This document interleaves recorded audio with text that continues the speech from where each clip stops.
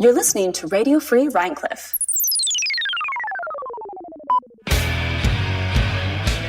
Welcome to Studio Property, the cinema podcast for people like you.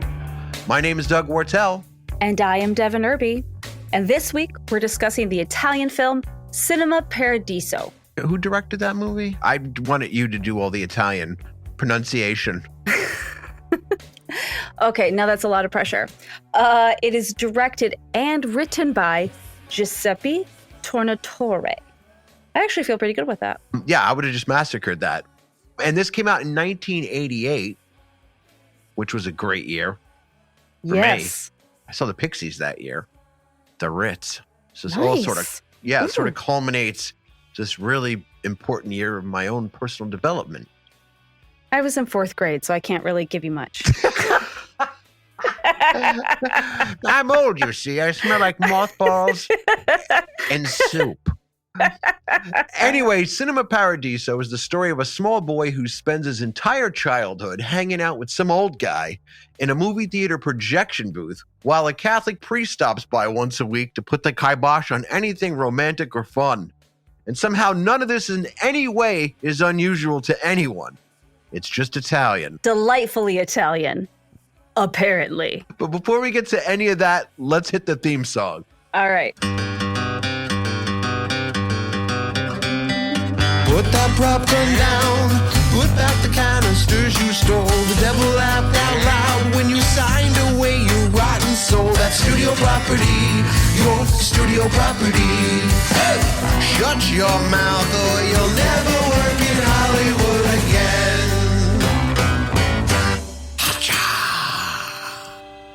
You've noticed like my face is really swollen and looks like it might be covered in snail mucin, but it's not because I'm moisturized this time. Why are you looking? No, why are you slightly a little less than gorgeous today? Well, thank you. Although I usually find you to be quite gorgeous, but it's slightly less than. Oh, thank you. You know how to You're make welcome. a girl feel good. Well, this movie was your pick.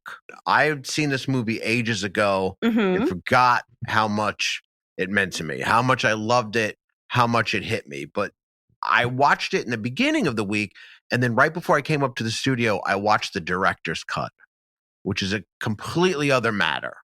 So I don't know which cut you watched, but I watched 2 cuts, and the director's cut's drastically different than the first cut. All right. Specifically at the end. I know that when I first saw it, I'm pretty sure I saw just whatever the American release was. But I know when I rewatched it for our episode, I watched the international version, which has, a bit more, but I did not sit through the director's cut. Are you all right? I'm all right. Yeah. It's like, I feel like I ate too much cake.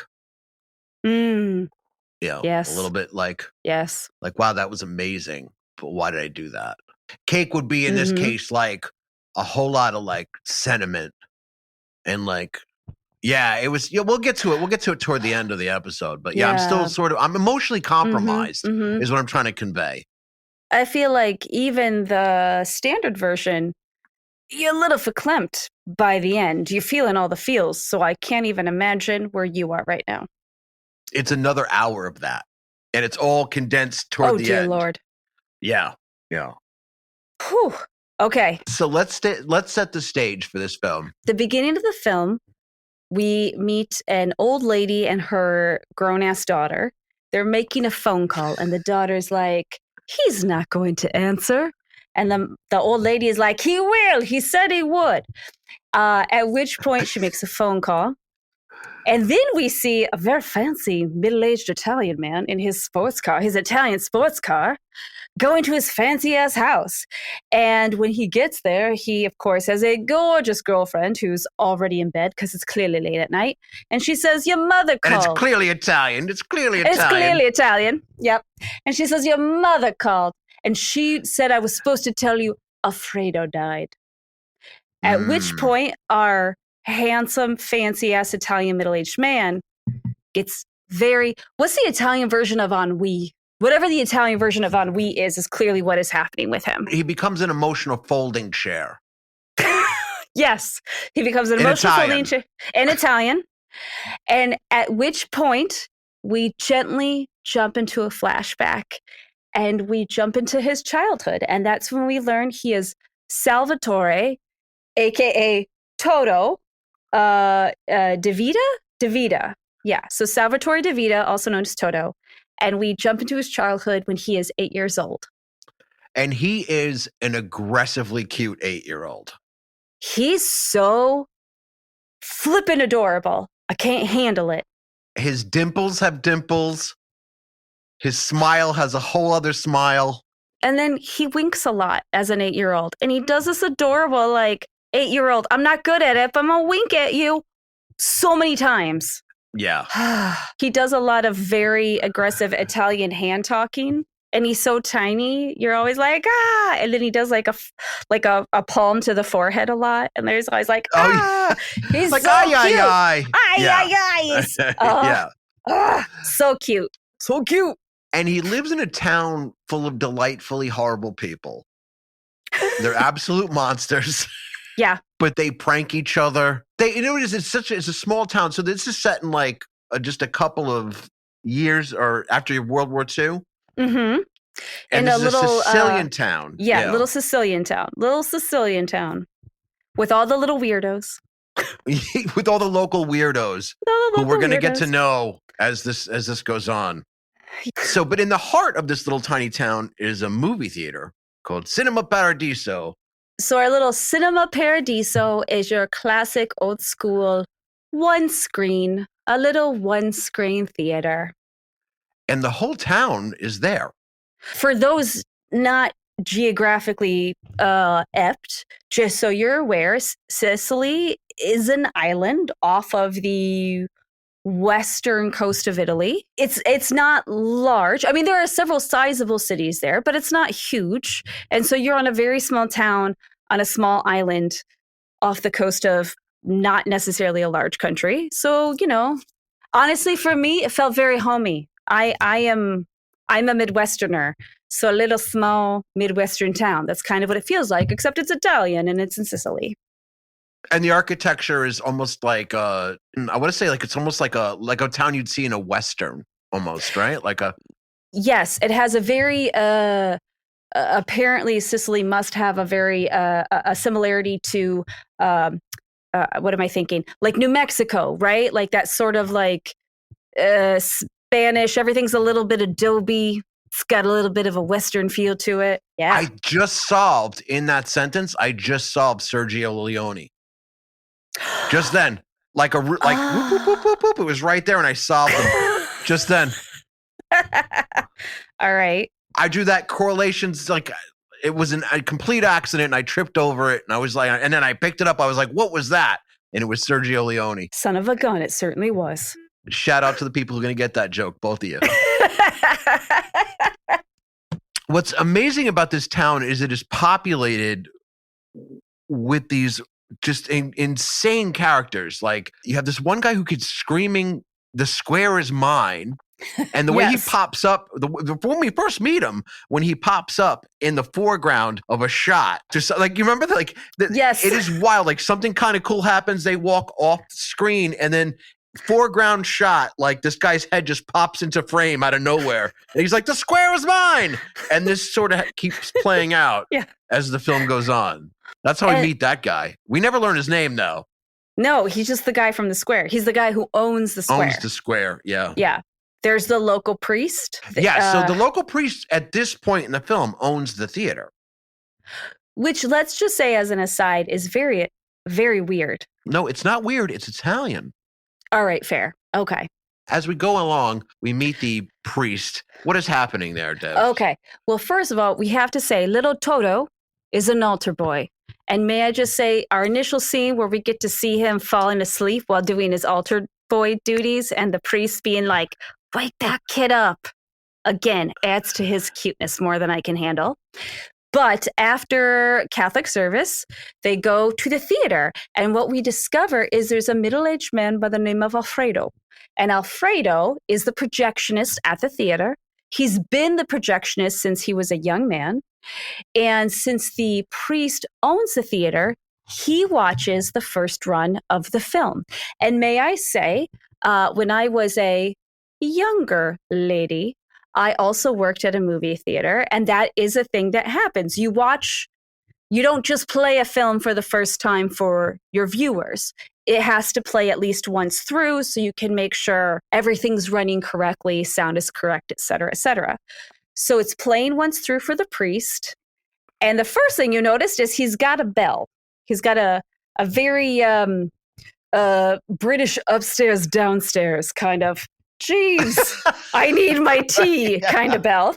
Yeah. Okay. So he's watching a film. And truth be told, I don't actually know what film we're watching at the beginning. But it's something in black and white. This is post-World War II. And there's a couple of in the film. And what do? As my husband would say, they get to smooching. So they kiss, they get smoochy, and they kiss. And our priest gets very intensely annoyed, and he rings the bell. And Alfredo, our projectionist, marks the spot in the film where the kiss had taken place. Had taken place. And what do we figure out by this? Our priest does not want anybody to see any smooching. No smooching, no touching. Nope. No fun. He's like, that bell, which looks like it would be otherwise held by like a pewter wizard. Yes, right? Exactly. He's holding this bell and ringing it and just absolutely becoming the town of Footloose if it were a person. Yes. Every time somebody gets even the slightest bit romantic. Mind you, Toto's watching all of the romantic scenes behind a little curtain. Like, he could see all of it. He's delighted in all of it. With his cute little cherubic face, like peeking through the curtain. And mind you, he's not supposed to be there. He's just looking adorable, like, oh, and he makes the best expressions, was like, oh no, they kissed. I don't know if we really expressed, although we spent 5 whole minutes on it, just how cute this kid is. The only thing you compare it to is like, remember the first time you saw Gizmo from Gremlins? That's how freaking cute this kid is. Yes, that is a solid description where you just go, ee! You can't talk. All you can do is make squeaky noises because the cuteness is so intense. You're like, ee! Now, mind you, all of the characters in this town, as these, as the run actually starts for the town, they have no other entertainment. So they all kind of pile into this theater, and you get to meet them just by their reaction to the film. You have you have the loud couple. You have the couple in the back kissing. You have a guy on the balcony for no reason, and this happens a lot in the movie. He just spits off the balcony and flicks a cigarette at people from the balcony. I don't think it's for no reason. I think he is. I think he owns some businesses, and anytime anybody in the lower gallery gets excited about anything that's like socialist related, any like workers' rights. That's that's when he spits on them. When they're like, "Yay for the working man," and he's like, "Ah," and then he spits on them. It's very not okay. And that's another thing important to point out as well, is that like every time there's a shot of the theater, the film is always paralleling what's happening, and we'll get more into that as we go along. But every time they're watching a film, what is supposed to be conveyed about what you're actually seeing is definitely paralleled in the film they're watching. Yes. May I also add my other favorite regular attendee is the guy who uses the theater to take naps. Yes. And he tends to snore very loudly. And he's, for whatever reason, he's like, I can't take naps at home. I have to nap in the theater. I love that guy. Yeah. And the rest of them, whenever they catch him sleeping, do something horrible to him. Yes, they do. At one point, they pop bags at him. Yes. They somebody catches a bug and puts it in his mouth at one point while he's sleeping. Just delightful. They're so mean to him. I'm like, dude, why do you keep napping? They're going to be mean to you. It's kind of a town full of monsters, and we'll get into that later on. But yes. But then what happens, Dev? All right. So we've got our groundwork now, which is our priest won't let anybody watch any excitement in the films, although we know it's their only form of entertainment in this tiny, adorable Western Sicilian town. And our projectionist Alfredo He just deals with it.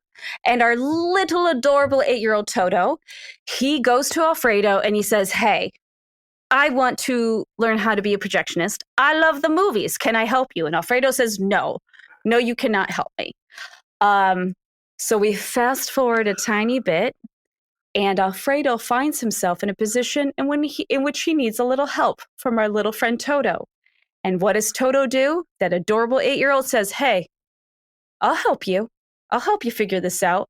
But you got to let me be a projectionist. You got to teach me how to run that projector. And Alfredo says, okay, fine. I will teach you how to run the projector. And so our tiny cuteness learns how to run the movies. The friendship is earned. I would say that because more than once, Alfredo helps him and vice versa. The other thing we kind of pick up through our little montage is Toto's father is missing post World War II. And we do get to a point where we learn that his father has died in the war. So Alfredo, ultimately, their goofy little dynamic is almost like a surrogate father and a son. Yes. And so they've got this lovely little balance, and it is kind of father-son, but through the literal and figurative lens of cinema.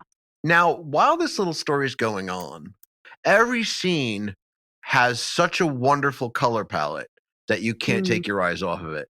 And every time the town is shot, every time a close-up of one of the characters is shot, it's stunning. It's real life. It's not like enhanced in any way. It's just beautifully shot. It adds to, honestly, the way they almost use a real simplicity in how they shoot the town and the individuals, the residents of the town. It's just so lovely. It's so simple, and it gives you this real beautiful vibe of small town Italy, and it's just these people living their lives. I would say also like the camera angles in which they're shot are some of the experimental shots, like Fredo shot through a fence at some point. And I will say like the tone of the film changes as Toto's growing up, because we do get to see Toto grow up in the film. So the color palettes change with Toto. You really feel that growth from this. He's not fully an orphan because he has his mother, but he's got this very like post World War II orphan, like, he's a little on the scrawny side. He's very petite, trying to help his mother while also causing her an extreme amount of grief, which we can talk about in a minute, becoming a young man and getting some sort of mentorship almost from his surrogate father, Alfredo. And there's just like you said, there's a lovely progression, the coloring of the film, the way it's shot, the way they progress. You feel all these transitions in time, because essentially that's what happening is this very specific transition in time. It's very breezy as you're watching it, like because of the whimsical townsfolk who come into the theater. And again, every time they're in a scene, you get to know the characters more and more, and they're really wonderful. And they sort of grow with Toto as well. There are these lovely little shots when the townsfolk are in the theater, and you get to pick up these tiny little side stories. So like there's a couple we get to see kind of fall in love, and we don't even know their names. We don't even know very specifics. All we know is we see them younger. We see them having a moment at the cinema. We eventually see them together at the cinema, which is lovely. And then later we get to see them with a child. And you just have this lovely little there's this little progression. And that's what everybody is like. That's what all the characters are like, are these lovely little progressions of everyday life. And it's beautiful. You mentioned earlier about the sort of burden that Toto puts on his mom, because he's sort of a burden to all the adults to some extent or another, right? Like, yes, he is.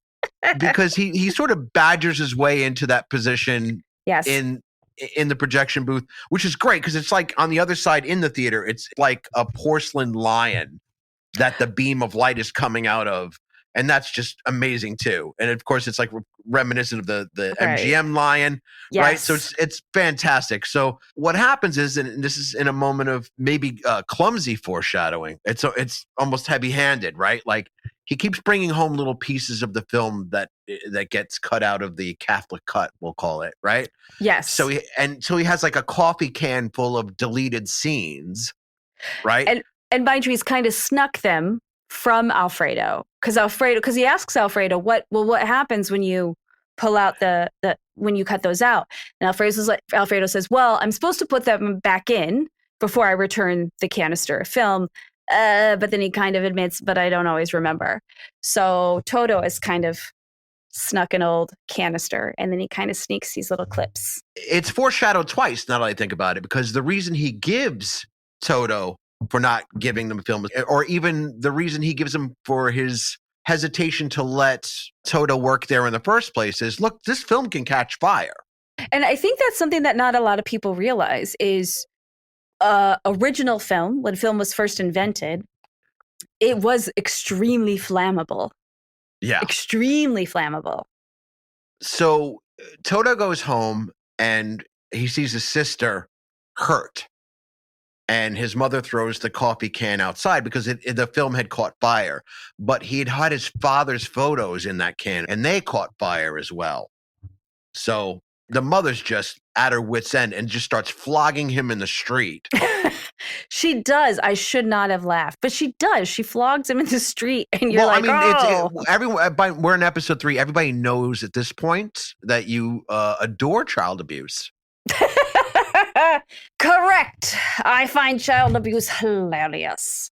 Yeah, so our poor little Toto is getting literally aggressively smacked around by his mother, and you don't only feel for Toto, the character, but you become a little disconcerted for the little kid who's acting. You're like, God, that kid's getting whooped. Is he all right? Is there anybody on set to make sure he's okay?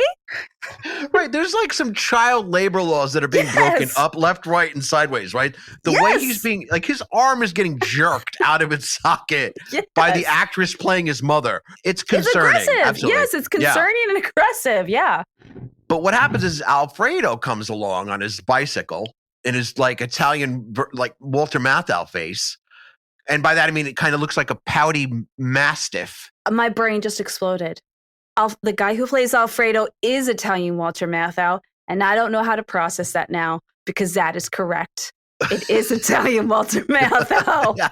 So like, he like kind of is like, hey, maybe stop, beating this boy. It's my fault. He took the film. And she's like, oh, I don't want him at that theater. I don't want him in the projection booth anymore, which is, it didn't really require a fire to maybe raise a parent's concern about that. But here we are. And also, no offense, lady, but we also know this is immediately post World War II, and your child's 8. Him getting a job is not unheard of.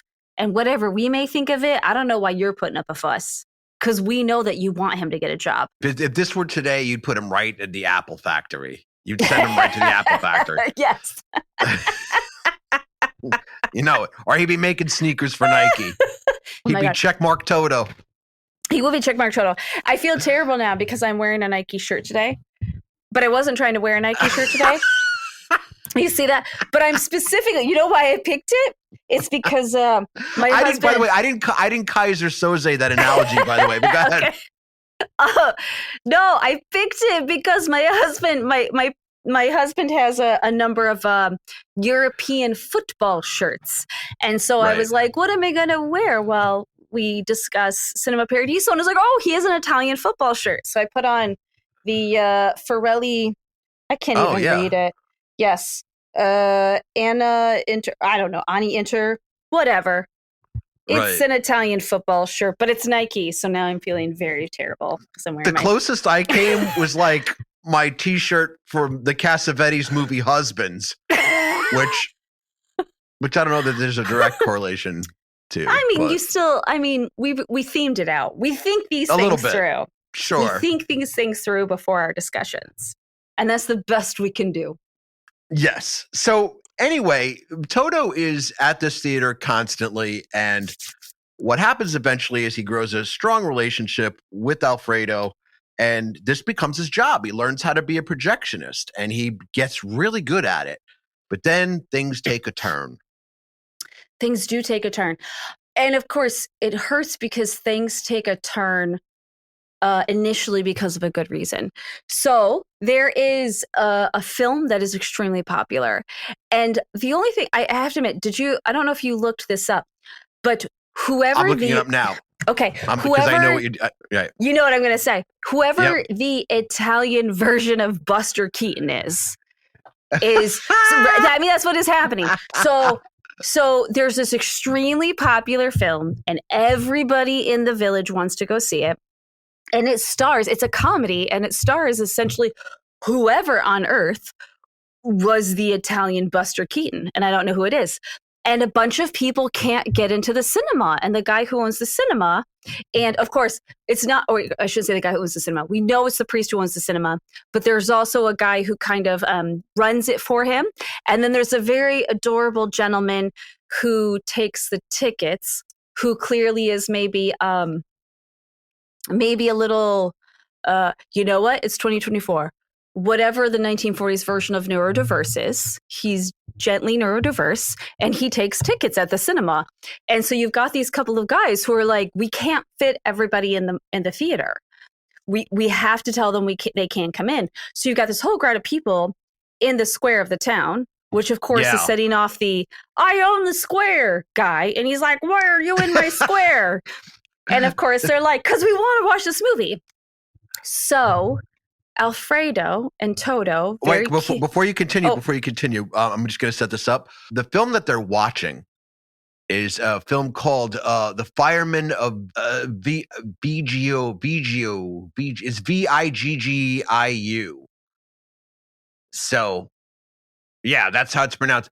So, it stars Nino Taranto, and he's playing himself. And get this, a character, a person named Toto, also playing himself. So it feels it's like one of those like meta references that's being made within Cinema Paradiso. So do we think Nino and the other Toto are Abbott and Costello? Yeah. You know what I mean? Yeah, We're like probably the Italian version right? of it. Yeah. The Italian version of it, because they're like in the film, but they're kind of them as well. Okay. Yeah. Okay. So wild. Right. So I was wrong. I think we opened up a hellmouth, actually, just like discovering that. We may have. But yeah, so whatever, so I said Buster Keaton, but really it's Abbott and Costello. So Italian Abbott and Costello. So this little crowd of people, well, actually, it's not little, it's a sizable crowd of people are out in the plaza and we're in the square and they're all bummed out. So Alfredo and Toto have a very adorable conversation where Alfredo's like, should we be nice to them? And Toto's like, yeah, let's be nice to them. And that's when we learned that the way that projector or those original projectors would have been set up, there is a way to kind of fiddle with things. So Alfredo takes the glass that the film shoots through and he starts to angle it.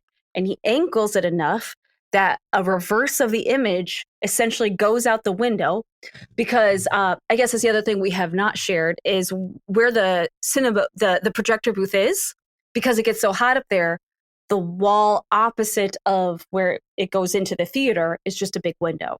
So he turns the glass so that it can project out the window. And because of the way the little square is set up, that little plaza, he projects it onto the side of a building. And everybody's like, oh my God, we can watch the movie. But of course, at first they can't hear it. And then Alfredo says to Toto, should I make him happy? And Toto's like, of course you should make him happy. So they take an extra speaker and they pop it out back. And then there's just this group of people out in the little square watching this adorable Italian Abbott and Costello movie off the side of a building. Meanwhile, and it's lovely. The ticket collector discovers what has happened and runs out and tries to collect money from everyone in the town. And they're just like, fuck off. He's like, half price. I mean, you are outside half price. And they're like, nope, nothing. But what ends up happening is the film catches fire. Right. And then the projection booth catches fire and burns Alfredo very, very badly. While this is all going on, before the fire starts, Toto has run outside. So Alfredo sends him out to kind of check on the crowd. So Toto's not in the projection booth when the fire starts. But the film catches fire. This immense fire starts. And Alfredo is in bad shape. And it's very horrible. So Toto runs back in and gets Alfredo down this spiral staircase, which just by scale, I don't know how this little child pulled. I'm going with it, right? But like he's pulling this grown older man down this steel spiral staircase and somehow gets him to safety. Gets him far enough down the stairs to get him out of the fire. Every time I watch that, I can't handle it because I'm like, how is he doing it? Fredo's not going to make it. Yeah. But what ends up happening is Alfredo gets burned very, very badly and is blind. Mm-hmm. Meanwhile, the Cinema Paradiso itself is permanently damaged. It's burned down. Now it's destroyed. What we didn't mention was one of the townsfolk who I know his name isn't Ciccone, but it's close enough to be Madonna's last name that I'm just going to go ahead and say Ciccone won a lottery. You are so close. It's Ciccio Spaciafico. So Ciccone, I mean, like I feel I'm like not going to try to say that because I get why you were like Ciccone, why it was so close. It's Ciccio Spaciafico. What she said. So what happens is he ends up buying the building. Yeah. And now it's Nuevo Cinema Paradiso. And it's beautiful. What that also means is the sentient town from Footloose can no longer censor the films. Yes. And what we immediately get is a montage because the man immediately hires our Toto. And what we get is a montage of Bedlam because now it's bigger and more popular and it becomes a thing the town does together every night. But we have to talk about this montage. The montage. Because this happens under the new reign, but it's also the Toto administration. So the Toto administration. All of these uncensored films inspire unique reactions in everyone, right? So everyone's whistling and howling. There is a row of young boys. How do we say this in a radio-friendly way? She-bopping, right? But it would be he-bopping, right? He-bopping. You're right. Next to each other, mind you. They get caught, and the grown man who catches them is like, hey, stop that. Look, it's a movie. Just watch the movie. Face front. Like, it's not even a thing. Like, of course you're doing that, but stop. Please stop doing that. And it's an entire row of boys he-bopping next to each other. In the same montage, there is a prostitute. Yes, the prostitute. Another row of 8-year-olds smoking cigarettes. Mm-hmm. And a murder. There is a you are correct. whole ass murder. There is a mob hit during a mob movie. Because they use a gun firing from the mob film to cover them firing a gun. There's a hitman shooting a guy in the back, and the way this is communicated where the town is concerned is because it's a montage. First he gets killed during the film gunshot, and then it fades into his seat now just filled with flowers. Yes, it does. It is one of the most incredible scenes I think I've ever seen in. Wait, Dev. What? Phone is ringing. Ooh, phone is ringing. Answer. I've been practicing this. Hold on a minute. Hello, Radio Free Rhinecliff. Hello. Yeah. I'm calling because you're talking about my movie. You're talking about Cinema Paradiso. You're talking about the movie? Did you have something to do with the movie? Wait, is this... Caller, what's your name? It's Tito from Hyde Park. Hyde Park, New York? Yes. That's just one town over from us. So this is an Italian film that we're talking about. That's how I can hear you. Listen, I'm telling you the truth. So in 1982, I was working in the Hyde Park Drive-In. Now listen to me. I've gone there. That's a great film. I've been there. This is my favorite movie. I'm saying this is my movie. This movie is about me. My name's Tito. What? And listen. So I, in 82, 83, the summers of 82, 83, because you don't run the drive-in in the wintertime, I'm working in the summers in Hyde Park, and I'm just honest to God, I was like 15 years old. I had just started there, but I was working with this guy, and now he changed his name, right? He changed his name when he wrote and directed the movie. He changed it to like Giuseppe Tornatore. This is the guy. I work with this guy. His name is Joey Tornado.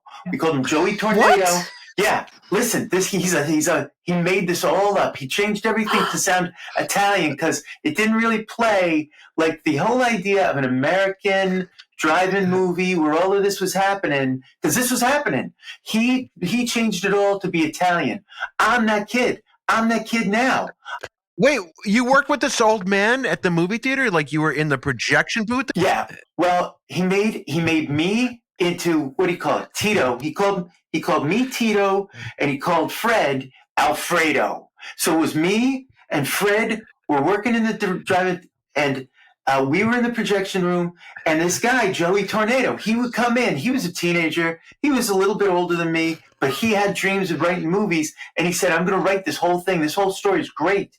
And it's true. It's really true. You remember the movie Private Lessons? Because there's I'm aware of the movie. Boy, I'm aware of the movie. Yeah, it's a boy. We showed that at the drive-in. Now people could just drive by and see a lot of those scenes.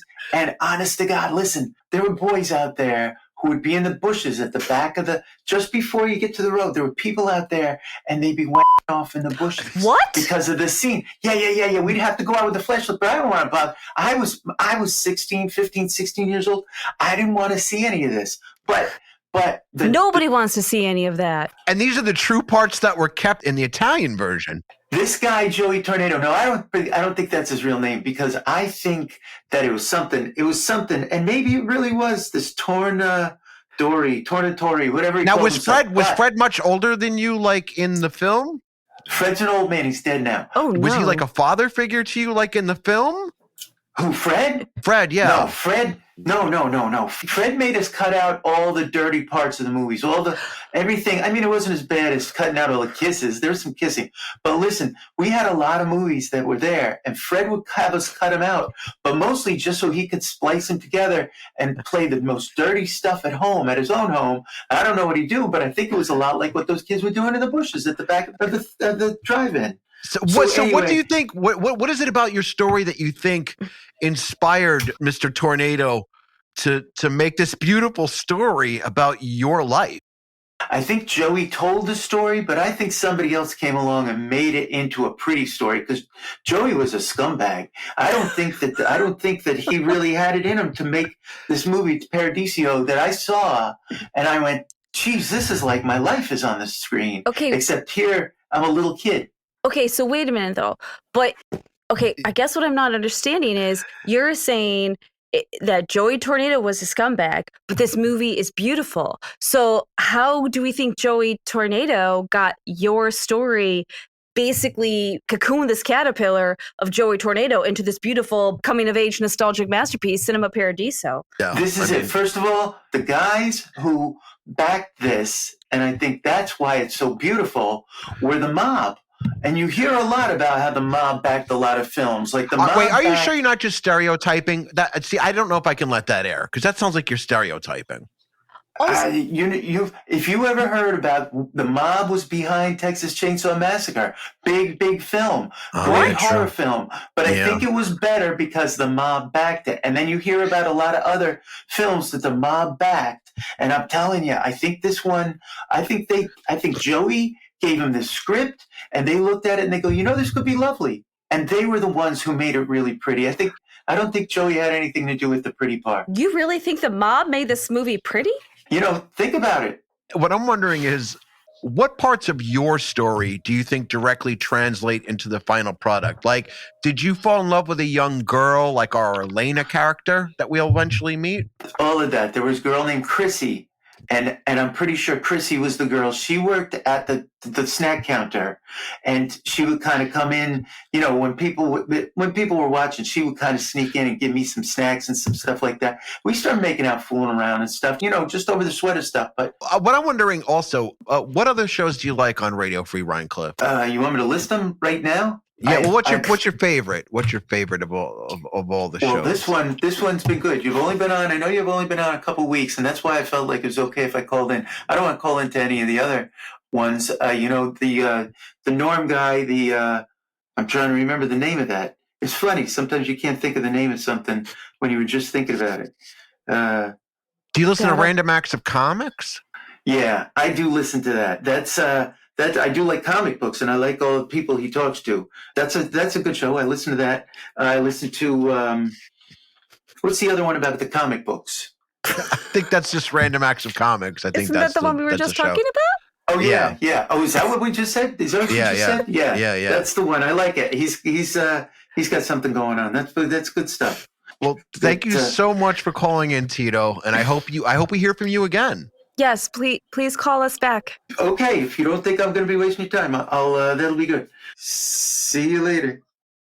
So where were we, Devin, before Tito called in? Before Tito called in, we had just hit the big penultimate point of the movie when there's the big fire at the cinema, and Alfredo has been burned, and then our friend, oh crud, what is his name? Our friend, the guy who won the football. Louis Saccone. Louis. Oh, that's right. Ciccio, whatever. Right. Our friend who has won the lottery has reopened the theater. It is beautiful, and we've had our first film, and none of the naughty bits were cut out. Cut out, yes. And it just turned into bedlam. now. Turned into bedlam. Shenanigans are happening, but because of this, we have also found a flow with the theater, and delightfully, little Toto, because Alfredo was blinded by the fire, little Toto is officially the projectionist. So our teeny tiny Toto he's got his little stool, and he's the one who's running that projection booth. And then it gives us. And then the montage it brings him now to his teenage years. So now we jump ahead probably a good 8 years. He becomes a teenager. It's very delightful. But through this time, we know his relationship with Alfredo is just getting stronger, right?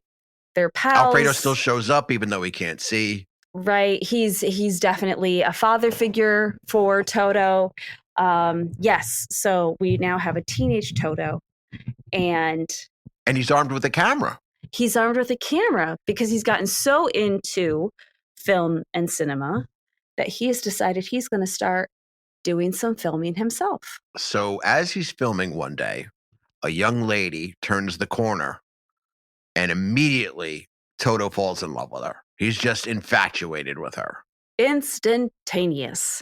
And she smiles at him while he captures her on film, and it's a very beautiful little scene. And one day, they end up at at church, and she goes into the confession booth, and little Toto asks Alfredo for a favor. Like, can you distract the priest? This is a really cute scene. Yes, it is. It's so cute. And Alfredo's like telling the priest, like, I don't really believe the whole loaves and fishes story. He's like, I don't understand the bread, the loaves and the fishes. Please explain. And the poor priest is like, oh no, what do you mean you don't believe it? And they get into a very in-depth conversation about that teeters on blasphemy. That teeters on blasphemy. But while they're having their crazy near blasphemous conversation, Toto has snuck into the confession booth. And while there, he's talking to the object of his affection, Elena. He professes his feelings, and it's very, very sweet scene. And he makes her laugh because a woman comes on the other side of the confession booth, and he's immediately like, you're forgiven, and then closes the window, and it makes her laugh. Yeah. It sort of endears him to her. It's a really cute scene. But as you say, he tells her flat out, I am in love with you. And she says, I like you. You're fun, but I'm not in love with you. And he says, I'll wait. I'll wait for you to fall in love with me. And he waits night after night in front of her window. And that's a montage that's a little much, but Eventually, they do fall in love, and they're a very lovely couple. And then the father disapproves, and Elena disappears. I feel like it's right about here I need to tell you about the director's cut. Uh-oh. Okay. I'm ready. In the theatrical, the Italian theatrical and the international cut. So what happens in all three of the films, but first two cuts take a detour this way, is he goes on some military sabbatical for a little while. Or some mandatory military service? I think it's a mandatory military service. I think we are in a time in which Italy is still requiring mandatory military service from its young men. And he comes back. So even then he loses like a year or so. And he comes back, and Alfredo's still there. And he's like, the town has grown up a little bit, and I barely recognize it. It's right about here he decides that what he's going to do. And it's only said like vaguely, but what you gather is he becomes a film director. But Alfredo parts him with this message: don't ever come back here. Go to the city, and by the city they mean Rome, right? Go to the city and don't look back. Don't come back here. And he even tells Toto, don't write to me. Don't ever get lost in nostalgia. Don't come back here for any reason. And because he knows that he wants him to pursue what Alfredo feels is his destiny. Right, which is to be a director. But he even goes so far as to say, if you try to write me or if you try to come see me, I will not see you. I won't respond because I need to know you're doing the thing you're supposed to be doing. And he gives him a hug that like is heartbreaking. I'm rushing through this part because it's very emotional. I don't want to re-experience it because I've lived through it twice. You, the listener at home, if you've never seen this movie, you go do this. I've done it twice now, and it's beautiful. It's an incredible scene. It's very sweet. So this is where Toto leaves, which brings us back full circle to the beginning of the film. And you've now pieced together, he has not been back to that town in 30 years. He's talked to his mom, but he's not seen her face to face or his sister in 30 years. Which is pretty crazy. Yeah. I would never get away with that. And she's Italian, so I can't even imagine. Yeah. That's probably the most far-fetched part of the whole movie. Right? I feel like he would get his ass kicked as an adult. She would flog him in the street again. Just like looking at him. He gets off the plane, she just starts beating him like he's still 2 feet tall. Now, adult, gray-haired Toto is around all the town folks that you have seen in the film, throughout the film, in montage form. And it just breaks you because you're like, oh, I remember you. You have the same sort of feelings he's conveying.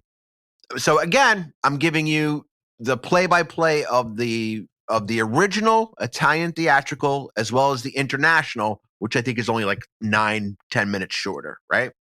Okay. So, and it's the version that most people have seen, right?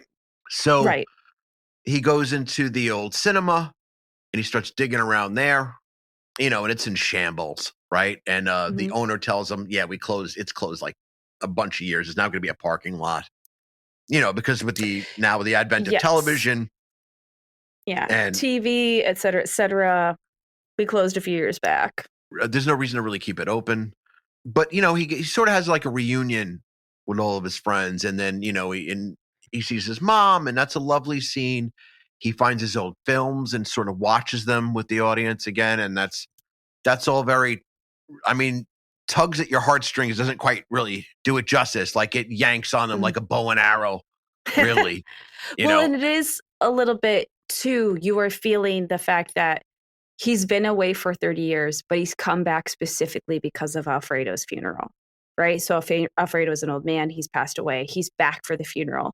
And so now he's like, oh my goodness, I'm seeing all these people that I knew who had such an impact on me. Yeah. So like you said, very. Yeah. And Alfredo's given him like this entire beautiful speech about nostalgia and how dangerous it is. Yes. Right. So he ends up being one of the pallbearers. And, he gets through the funeral and he ends up talking to Alfredo's widow. And Alfredo's widow is of course like, you know what? He never stopped talking about you, not even up until the end. He loved you so much. And again, I don't want to. I'm gonna cry. But yeah, I mean, it's a little tough. lot. It's a tough scene. Yeah, it's a lot. It's a tough scene. Yeah. But he left you a couple things, and one of the things is the stool he stood on. His little. I can't even. Yeah. And then and a reel of film. And Devon, what happens next?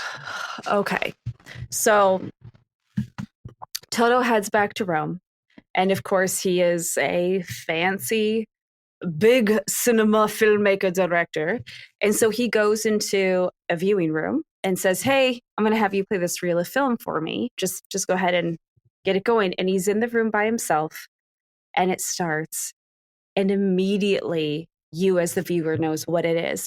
He's literally put all the little pieces of film that he had to cut out from the priest into one film. And it is truly one of the most beautiful love letters to cinema I myself have ever sat through. Because it's romantic, but it's not necessarily dirty, even those are a couple little parts. So it's literally just cuts of these old black and white films of people kissing. It's literally like the romantic scenes, and they're just smooching. And of course it's, the 30s and 40s. So it's not modern it's not smooching, gratuitous right? at all. Yeah. It's not gratuitous at all. And then you get a couple little things, because there's also there's a couple like mild nudity kind of moments, and you're like, oh, there's a little nudity there, but it's mostly just pure love and romance. The point of it is like, this was from the original Cinema Paradiso. Mm-hmm. These were the films you were trying to get in the first place when you were a little boy. These were the films you wanted to take home, and I wouldn't let you. Yes. So at this point, you're sobbing. Right. And Toto's sitting there by himself, and he's going through all the emotions. At first, he's just like, oh my God, he did not do this. So there's a little bit of shock. And then it kind of devolves into like him being choked up, like, oh, it's beautiful, and he loves it, and he's getting overwhelmed. And then it's just, he gets to a place of just pure joy, where he just knows this person who loved him that much, this surrogate father, although they never said it, did this thing that was the kindest thing he could have done. Like you said, it was all the movies you wanted to see and you couldn't get in to see. And these were all the little clips that you were talking about. And I made a thing for you. And it's truly stunningly beautiful. Yeah. And again, we can't underscore enough just the cinematography in this film, how beautiful every shot is. And of course, this one is just incredible. Of course, at that moment, credits roll. Right. And that's the end of our film. I just have to say, before you go into the long cut, the first time I saw this, it reminded me of why I love movies, right? Yeah. Because movies are storytelling. I also love reading, and I love books. I love stories, any version of a story. And the fact that a story is meant to give you an outlet for emotion, give you knowledge, teach you a lesson. There are all these things that stories do for us. And this was just a perfect representation of that. It's gorgeous. I remember the first time I had seen it, I was in a much different place in my life, right? So, but I loved it. I remember thinking it was wonderful. But I remember the awards it won, and what a big deal this film was, because it had put like Italian cinema back on the map again. It was like the first time since like Fellini allegedly that they were back. And you remember I believe it's like not too long after is like you get Il Pastino, right? Mm-hmm. Which, and so this was a really important film to the entire country, right? Yes, it was. It absolutely was. And it's still to this day one of the most precious films ever made. But I'm gonna get into the director's cut, because the director's cut from that point in time that I told you about at the funeral is another hour, nearly an hour. It's at least another 40 minutes, right? And it's okay. I'll just give you the gist of it. He's walking down the road while he's still in town, and he sees a little girl that looks exactly like Elena. So much so that he follows her, not in a weird way, just like, this is uncanny. Mm-hmm. And sure as hell, like she walks into the house and out comes the adult Elena. And she's married to one of his classmates who we had met earlier in the film. And he's sort of like a politician or something in that town. And they see each other and he runs off and she knows exactly where he is because it was the place in this one gorgeous scene earlier where they had met up and she knew where he was going to be. So she meets up with him and he tells her he loves her and like, you know, he never stopped loving her and all this other stuff. And they end up exchanging body heat in the car. Yeah, they do that. Yeah, I mean, it wasn't a Model T, wasn't like foggy glass, right? But it was that, right? Okay. So, okay. But he's like, you know, I know I haven't been here in a minute, but like, you didn't even give me a forwarding address, and like, you just vanished. You know, whatever happened to you? Like, you didn't try to find me. And she said, I did try to find you, but Alfredo told me to stay away from you if I really loved you. Yeah. What? Yeah, like if I really loved you, I would let you do what you're supposed to be doing and not get caught up in all this emotional mess. But, and you'll remember this because this part sticks into the cut but means something different in the original cut. He goes looking through that theater and he picks up a piece of paper. Yeah. On the back of that piece of paper is the note she left him. I love you. Please find me. What? Yeah. And what ends up happening is she's like, I'm not leaving my family. I'm not doing this. Like, but you could tell as the viewer that she wants to. Oh. But like, yeah, but they just don't. So when he goes home, when he goes back now to Rome and watches that film, it has like a few different connotations, right? But maybe too much, right? Like it's like when you watch it all together, like I could see why they made the cut because you're like, okay, look, this is too much. Got it. And it's almost a soap opera for a second. So the streamlined version is the definitive version. I think it's a better film. Right? Got it. It's definitely a better movie, but it is really cool to go see the director's cut and then see. It's almost like, but what really happened? You know what I mean? Right. But as a film, it's not a better film for having left that in there. You know what I mean? Oh, man. So I got to tell you, like, that put a 10-pound weight on what were already sappy emotions to begin with. So, but I went through it because I was like, oh, what did I miss? If there's like another 40 minutes to be had. And I'm thinking it's going to be like Blade Runner, right? Like where he's going to like just find like an origami unicorn. You know what I mean? But like it was a director's cut. Like I just figured it'd be like something like that. Yes. Like some slight difference like that. I know I was going to get like an entire subplot. As soon as you started telling that storyline, my brain kind of imploded because in my head, in the original film, well, whether it's the, like the international, the Italian version, but there's only like a 10-minute difference between those. Right. It's just a very sweet next phase in him growing up, right? It's a little like, oh, my first love. That's all that it is. So it's lovely and it's sweet, but it's not the end of the world, right? Right. And then he's coming back and causing like lawyers might have to get involved. You know what I mean? Like, yes. Yeah, like he's like, it's wild. So I could see why he was like, yeah, I know we spent probably another month filming this whole thing, maybe 2 months, but we can't use any of this because it makes the end too heavy. Yeah. Of course, now also just because you know me, I'm going to have to watch it. Yeah, I'm going to have to freaking watch that version. But now I'm going to have to watch it knowing, which I feel like means I'll be like extra the whole time. Yeah. Extra like, heavy. Ow. Yeah, you'll lose like 4 pounds in tears. Like, yeah. Yeah, I'm not gonna lie, I was sobbing. I was like, "Oh, this is beautiful," but but even knowing it was like too much. Even like even my critical eye wasn't like, well, I wasn't trying to be critical in that moment. I was just like, "Oh, isn't life weird?" You know what I mean? My God. Oh. So I honestly did not. Oh, sorry, Radio Free Rhinecliff. I just swore. But I did not think I could get any more emotional than I was when this movie gets me every time. This movie gets me every time. Yeah. And now there's a director's cut. It's like a boomerang. Right? Crap. Well, I think we went kind of long. We don't have to do an upon reflection segment. I don't think, we pointed out the child abuse. And again, I know it's Devon's favorite part of the movie.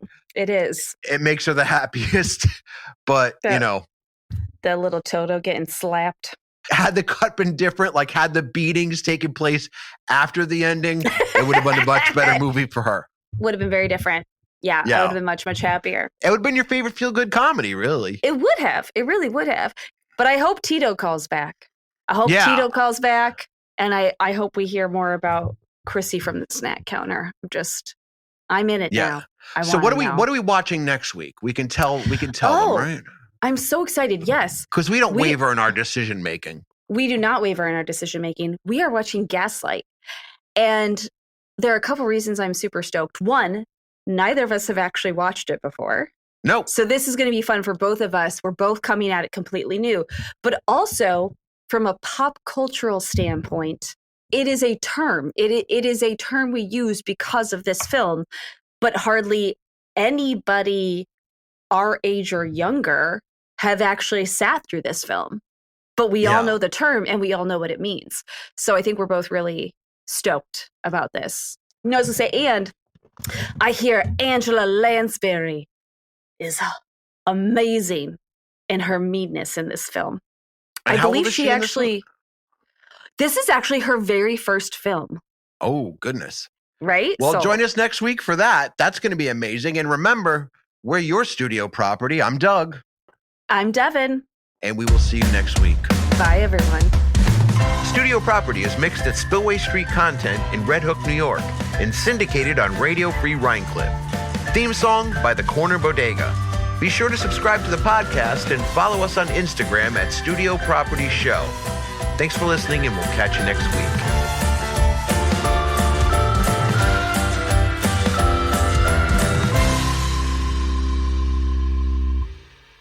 Spillway Street.